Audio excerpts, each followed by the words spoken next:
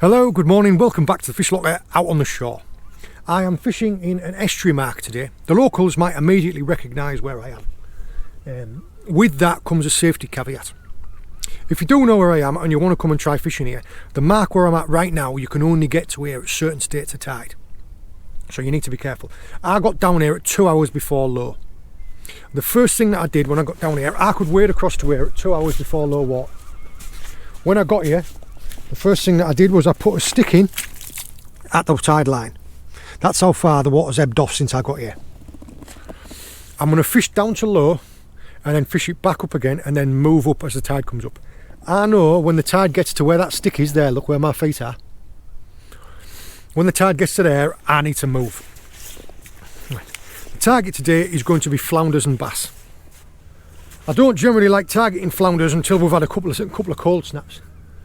Yeah, last week we were down into the minuses. The theory behind that, my logic behind that, is the cold snaps, the cold weather, it pushes the crabs down into the sand. The crabs become more dormant when it's really cold.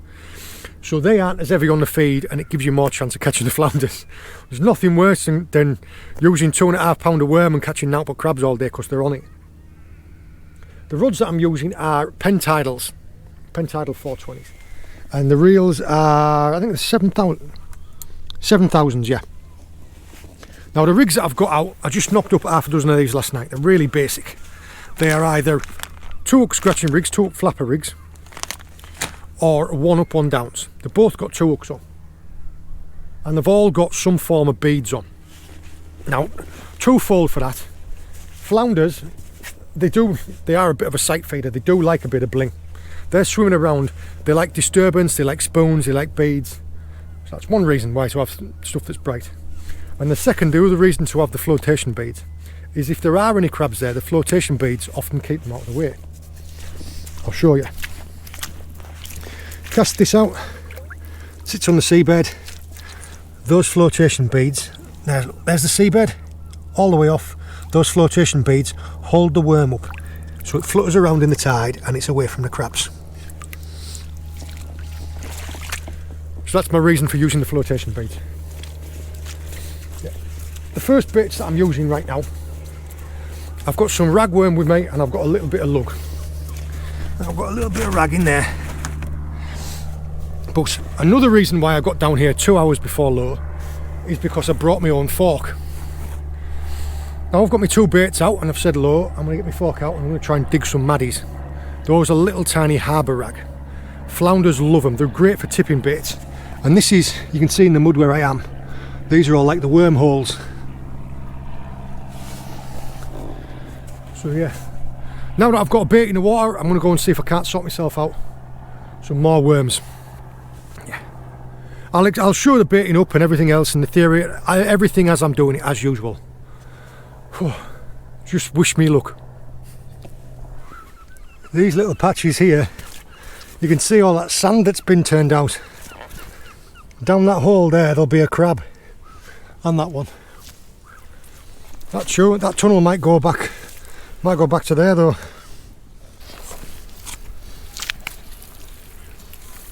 If you are going to dig your own worms, just be sure that whatever sand and mud you dig out, you always put back. There, look.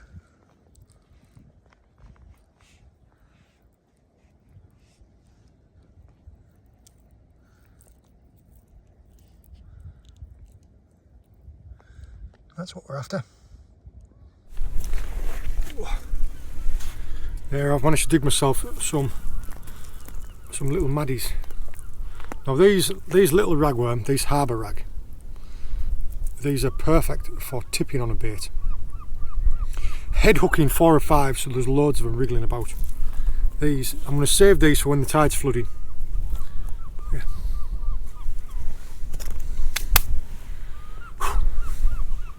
Bang on low water now. Tide's going to start moving back in. I'm hoping, I always like to kind of fish the flood. I always think of fish feeding with an incoming tide. Not every mark's the same, but that's what I prefer to fish. I prefer to fish the flood.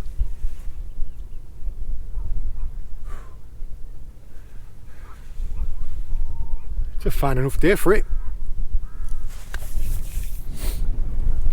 The last time that I fished this mark was last year at this time, and the river has changed a lot. It's probably because of all the bad weather we've had, all the water that's been rushing down. It's changed the channels of the river. I can see that now because I'm bang on low water.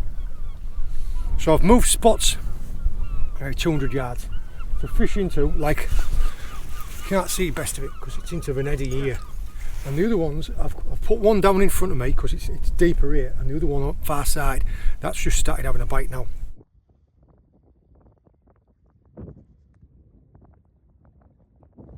See?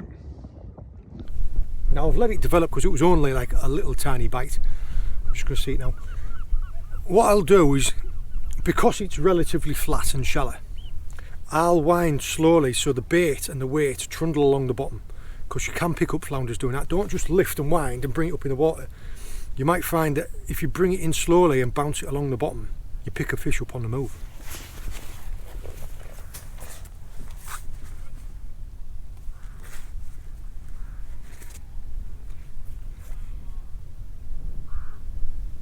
What I'm doing here is keeping the rod tip low and slowly winding it. That way I can feel the lead in contact with the seabed, just bumping over all the ripples in the sand. This way you might pick up an extra fish on the way in.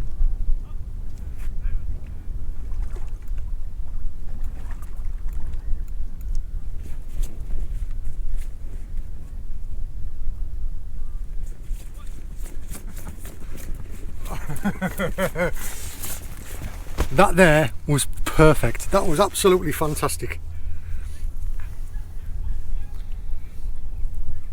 One of these flounders was hooked out there.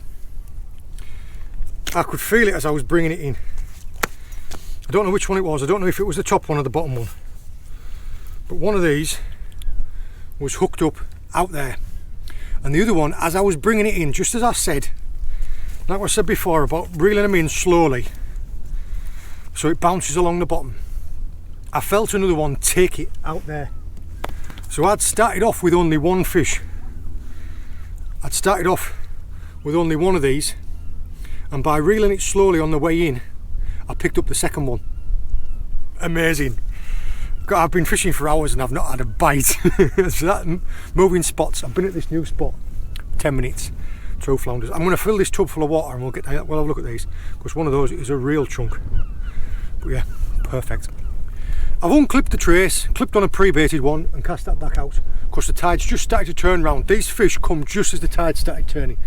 It's boiling through that eddy and then running up past me like that. I've had these fish, this is why I always carry one of these tough tubs with me, so that I can fill it up full of water, just take these fish and leave them at the side and let them calm down while I'm busy sorting myself out. There you go. Now that is a pair of absolute stunners. There's nothing there's nothing fancy about the rigs. You saw me. There's nothing fancy about the rigs. You saw me set them up. There you are. Now I will show you this one here. This one here is a lovely conditioned fish, really stocky. And both of them have got quite a lot of red spots on them. Not to be confused with the place. These are definitely flounders. There's a few things that you can, a few telltale giveaways. One of them is this really broad wrist of the tail. See all them spots on there? It is still a flounder. That one there, that's a really good flounder, that. I'll have a look in the bottom of my bag and see if I've got my scales. I don't think I have. But that there is a stunner.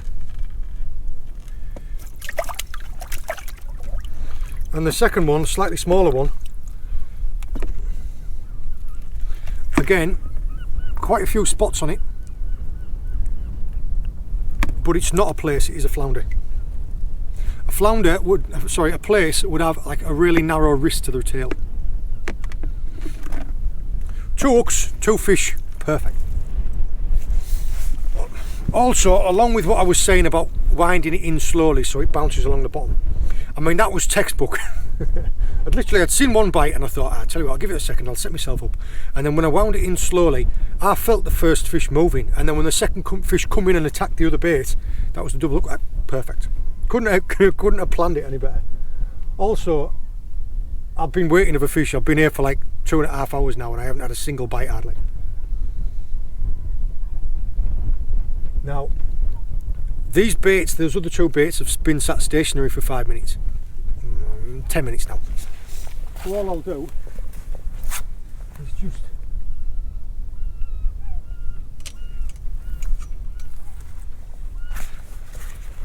a couple of winds of the reel just to move the bait on the bottom a little bit, because not only does that, it disturbs them, so it causes like a puff of sand, so anything nearby, but also if a fish is sat watching it and the bait looks like it's going to be getting away, they'll strike at it. So it can spur a fish on. If a fish is being finicky, it can spur them on to attacking it, and if it hasn't even seen the bait, that little bit of movement, it could be like, oh, I've spotted that now. Oh. Yeah, I'll get these 2 fish unhooked. We'll have another little look at them. Might get a photo of that big one because that is a lovely fish. And then we'll drop them back, and then we'll talk about, I'll show you the baiting up that I've been doing, because I've been using the bigger radworm. I've been filling the baits, and I've been using the maddies as to like tip the hook. There is another little tiny pecking bite on that. Brilliant, just as the floods come on. Yeah. It's a relief. It's a relief, because I was sat here for ages without a bite. Now, I've shown these a few times before. This is a homemade disgorger. I've got a video on the Fish Locker Workshop channel showing you how to make these. I'll tag it in. But yeah, these are used for getting hooks out that have gone down quite deep. Now these, all you do is you'll slide up underneath the gill, wrap the line round,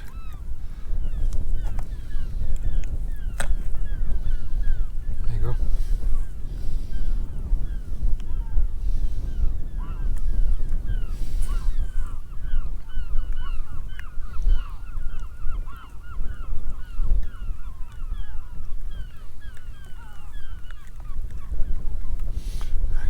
Naff it. I'm not going to mess around with this one, it's just been awkward.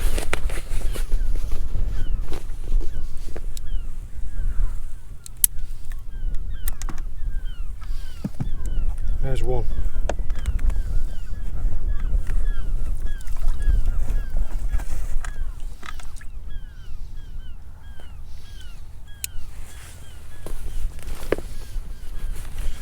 Try that again.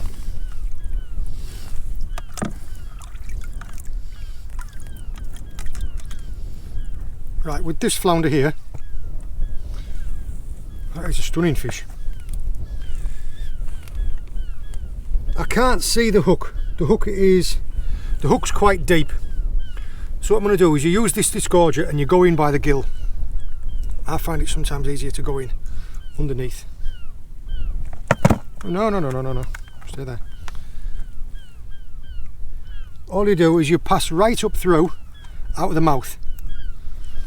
Put the line around the disgorger and pull it back out the way that it came. This allows you to turn the hook. Right, now that I've turned the hook, all I need to do is go in through the mouth. See, look, the line is up and out of a loop there. There's the back of the hook. So all I need to do here is go in the mouth of the flounder, go around the bend of the hook, and I should be able to pull it straight out, like that.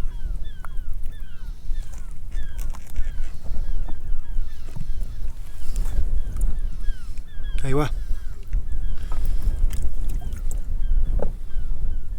No mess, no bother. There's the hook.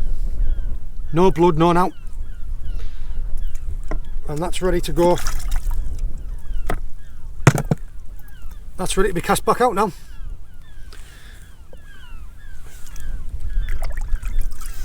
Yeah, I've seen too many people digging at hooks like that. You saw all I did was you go in through the gill, wrap around the line and pulling it back. That turns the hook so it's facing that way. And then all you do is you go through the mouth, go around it again, and you can just pull the hook line out. You saw that was... The first one, the hook was just in an awkward spot, so it was easier for me to pull the hook out, cut it off and then tie it back on again. Whereas the second one worked perfectly. I'm just going to leave this in this tub for a second. I'll get a photo. I'm going to check those baits. But yeah, this was the rig. It was just a very simple 2-hook scratching rig. And the flotation beads work perfectly. That's just a little bright lead.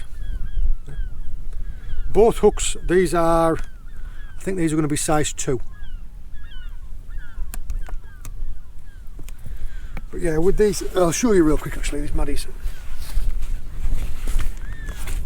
These are the other, these are the ragworm that I bought.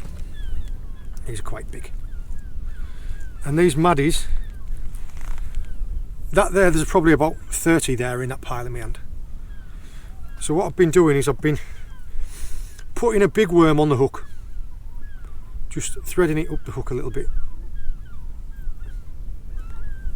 like that, and then taking half a dozen or so of these maddies and just head hooking them. So by that I mean you just put the hook through like the top half a centimetre, so you just end up with like half a dozen of these little worms all bunched around the bend of the hook. Getting difficult, so my hands are cold.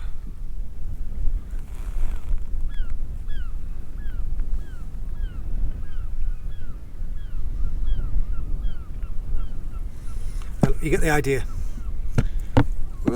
Stuck in my hand. There. So all the maddies are around the bend of the hook, and this bigger worm is just giving a bit of a bit of substance to the bait. If I had like 2 pounder maddies, I would just use all maddies, but I'm using up the big ones as well. Just trot those baits a little bit.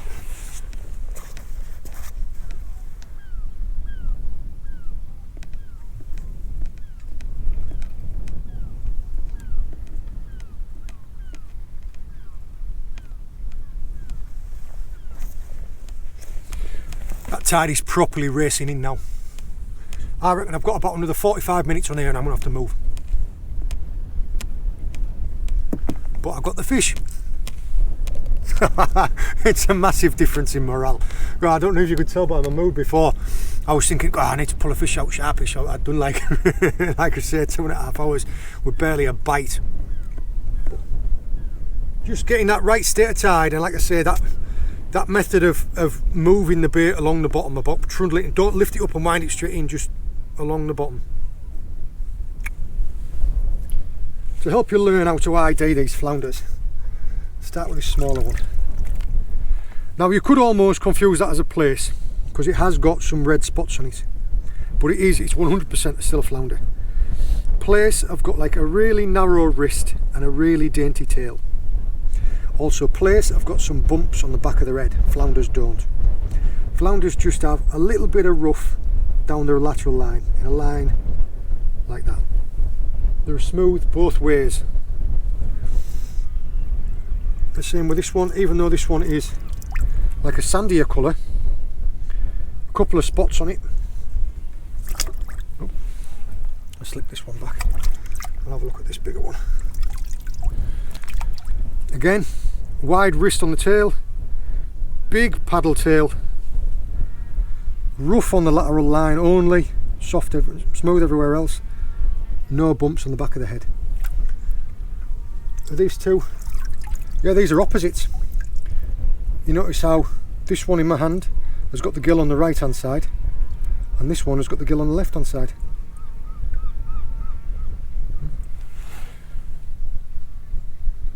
There's a good amount of variation between them, and they were both caught exactly the same time in the same place on the same rig. This one is full of roe. You can see by how thick it is. Like it's got a real good hump on it. Let's go and take these two down to the water and let them go. Right, here we go.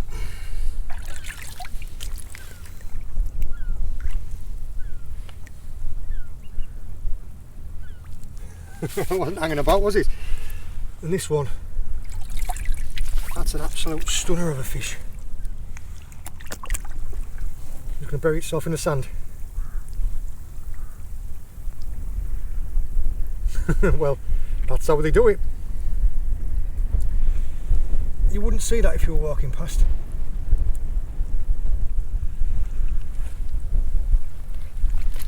When it's ready, that one will just move off. Or, considering the tide's coming up, give it 2 minutes and that'll be 2 foot underwater. That tide's fair coursing in now, so I've had to move back. The spot you can see up on the other side of there, that was where I was on the other side of that. And this fills up behind me. So as I waded back, there's no point pushing your luck. I come back, I went out there 2 hours before tide and I come back just before 2 hours out, 2 hours after. Yeah, there's no point pushing it for a couple of fish. So yeah, I've come back here, I've set my rods up and we're just going to start fishing into there as this starts filling up with water. River's moving that way up as it's flooding up. Just exactly the same rigs, the same baits, everything like that. I'm just fishing it further up now. Whew, I tell you what, I'm really glad to get those flounders out. Oh. It lets you know not only that you're doing the right thing, that the rigs are working, that the bait's right, that you're in the right place. Because you can be doing everything right and you can only catch what's there. So there's times when you go out and you're fishing and you're not catching anything and you're constantly thinking, or I am anyway, constantly thinking, is it the right bait? Is it the right hook size? Is it the right presentation? Am I in the right spot? Am I doing... Yeah. So pulling a fish out, it lets you know that you're doing the right thing. As this water starts to fill up, I mean, we might see some whiting later on as soon as it gets dark, but I'm expecting as the tide floods in, we might get another flounder, and this is when we'll start seeing the bass. Should do, hopefully. It's been really hard fishing this last month. 8 weeks of bad weather we've had, and we've had problem. You can't go out on a boat when it's like that, because when you've had 3 weeks of weather in the same direction, even though one day does come nice and sunny and it's not raining and the wind drops off, you've still got 8 foot of swell. I mean, as it is where I'm tucked in right now, wind's blowing right over the top. So yeah, if we're out at sea today, it would be a completely different day.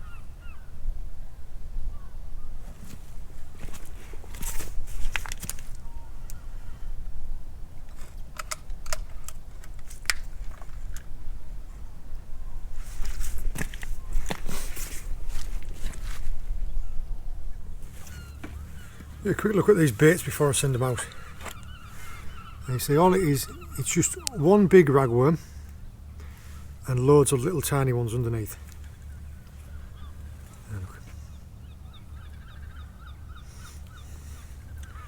Yeah, just mixing it up with the leads. The tide is really coursing through now. You can see it's coming in fast. So actually the leads that I'm using, I haven't got any leads that are heavy enough to stay exactly where they should be. And with these buoys in front of me, these mooring buoys, you have to kind of pick where you're going to cast because you know your bait's going to trot. So all I'm doing is I'm casting up this way a little bit and letting it trot down until it comes along the side, and then I'm bringing it in and then I'm casting back out again. So it doesn't matter. Those baits they're still fishing when they're moving. They're actually covering more ground. So yeah, I don't mind that.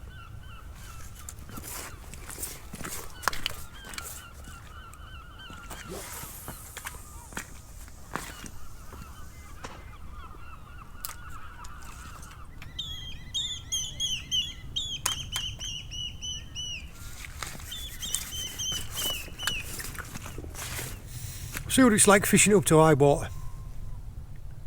I'd expected to see some schoolie bass by now. It's just we've had nout. I don't know if it's an effect of all the rain that we've been having, or whether or not it's a byproduct of the really cold, or whether or not everything's run offshore or what. But yeah, I would have definitely expected to have picked up some schoolie bass by now. Thankfully though, the crabs haven't been too much of a problem. Like I have brought in 3 or 4 rigs and they have had crabs on. But you come and fish down here in the summer and it's just a plague. You just can't keep a bait.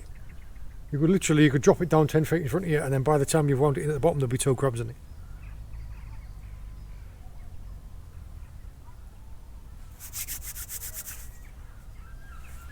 Time for a hot drink as well, I think. It's a nice little bite.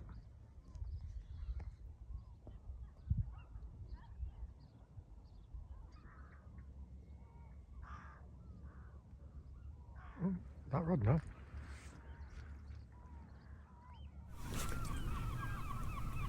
We have got a bite on that middle rod. But like was the case earlier on with them flounders, you can't leave it too long when you're fishing for flatfish. They'll hook themselves. You can't leave it too long, but you can strike too soon. So I was an old fisherman that I used to fish with when I was real young. We used to fish like up tide in boats out of Whitby. And he used to sit there and he'd say, as soon as you get a bite, he'd start rolling a cigarette. I'd be like, look, there's a bite, there's a bite. I'd be like, yeah, take your time. By the time he'd finished rolling a cigarette, putting his mouth and lit it, he'd given it time to develop. He'd given himself something to do. Yeah, let the bite develop. And rolled his roller, he started lighting it and then round it in. And I was always thinking, ugh. I was always like bouncing.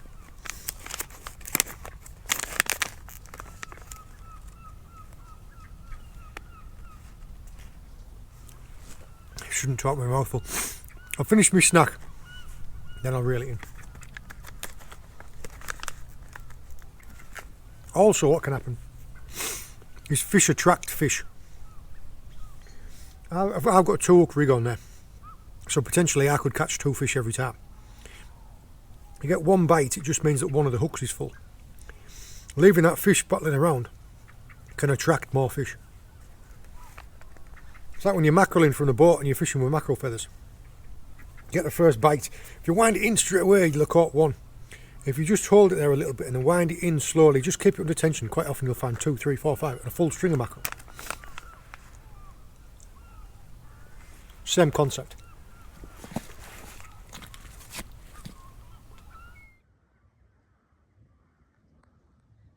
Little tiny pecking bites. This is the point in time where you've got to be patient, you've got to see him commit. It could be a poor cod, it could be a blenny, a goby, or it could be like a 2-pound flounder that's just playing with it.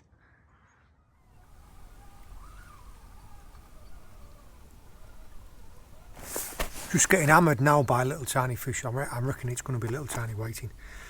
I'm going to scale some of the rigs down to like size 4s, see if I can't pull them out. What did I tell you? Sent a rig out with smaller hooks on and it's come back with the culprit. Little tiny schoolie bass. I think that's as small as you're ever going to see, that one. But yeah, they've got a very distinctive bite. They just... Look. They just go like whack. Like whack. I used bigger fish for live baits than this. But yeah, it shows me what they are. And I did say we'd get some schoolies.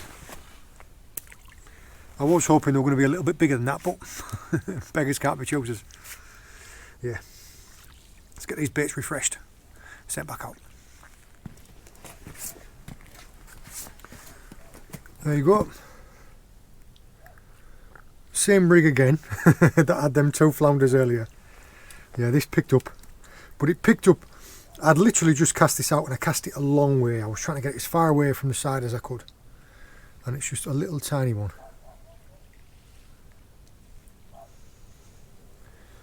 Well, yeah, it shows you that it's still working.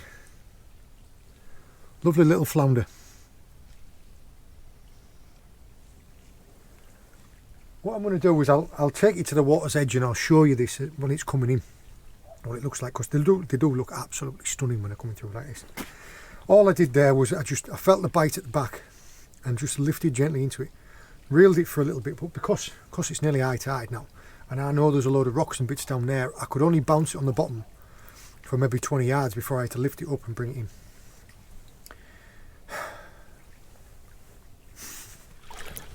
There you go, look.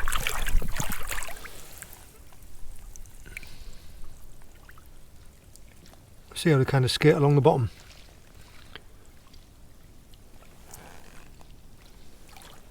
Flotation beads again. Oh, just keeping it tipped up. That's what's picked that out.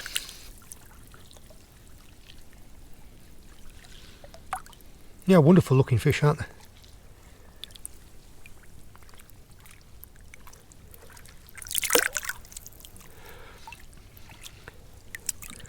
Now this one, because it's only just hooked,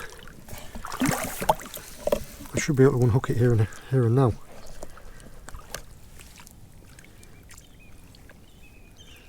Hey, look.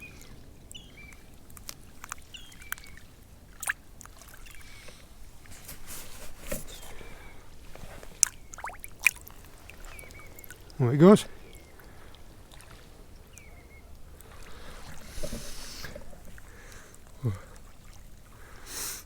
I don't know how much longer we're going to have of this. We'll probably go.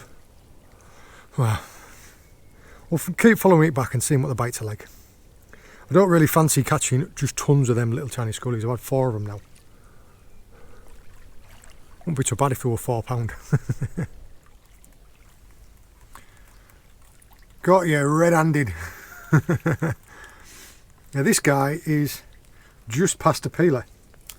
He's still semi-soft. But yeah, it doesn't stop him being a nuisance.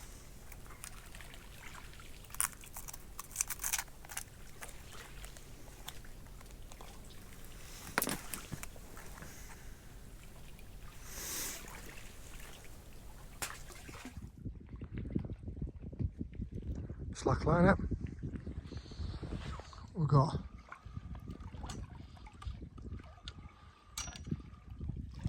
a proper slack liner.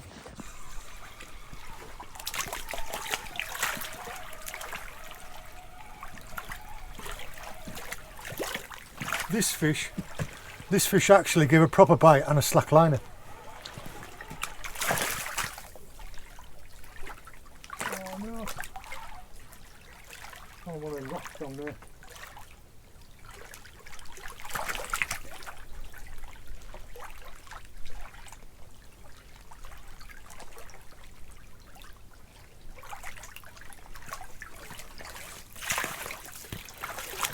Found one of them rocks and them patches of weed down there. I'm going to have to try and change the angle on it.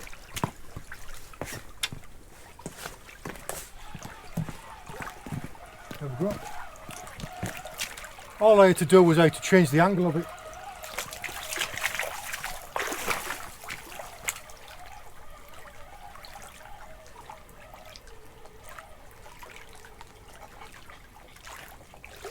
Whoa.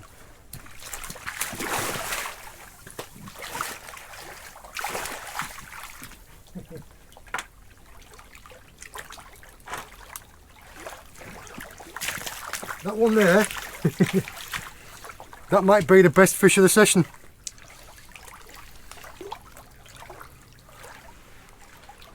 That was a proper bite as well. That was like and it was a slack liner. It picked up the lead and slack lined me. And then, like I was saying on the way in, just drop it down here. On the way in, all them weeds and rocks and things like that down there right in front of me that I've backed over, it managed to get wrapped around one of them. So all I had to do was I just took the rod up that way. It's a stunner of a fish. Oh, no.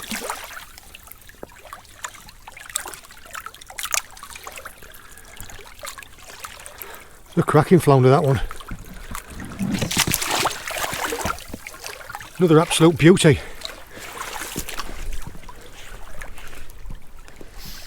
Yeah, all I did was because it snagged up pulling in that direction, I just moved where I was standing to pull it from a different direction and it freed it up.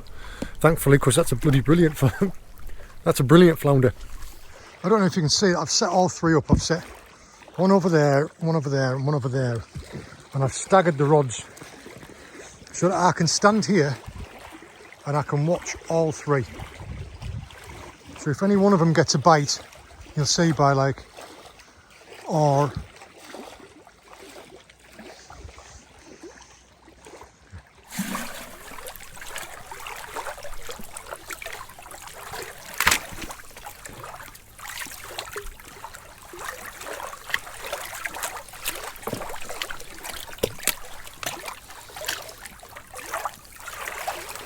we go, unclip the trace.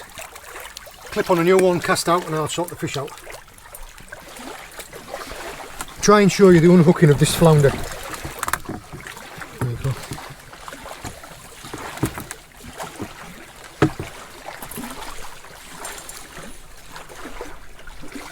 There's another really solid fish. Try and get any beads or anything up here. There, look. All the beads and the baits out the way, and all I'm going to do is go straight in along the top and out. Wrap the line round a couple of times and then slide straight through again. When I pull it out of this side, it'll turn the hook around.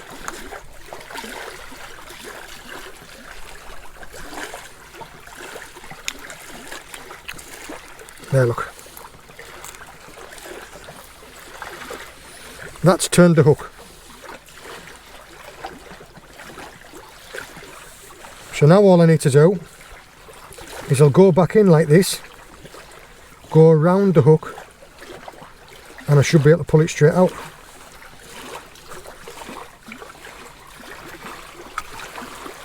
There's the hook. There, look. No blood, no damage, and that little tiny hook there was like all the way right down in here. Perfect. Let's see about letting this one go. That is another really solid fish. You can see by just how dense it is. It's really well fed. Like a chunk of a fish.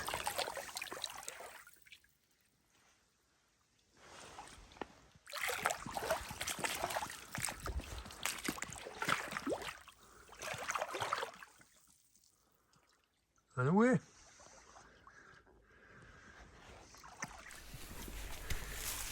We're almost at the top of the tide, and it is bringing with it a lot of this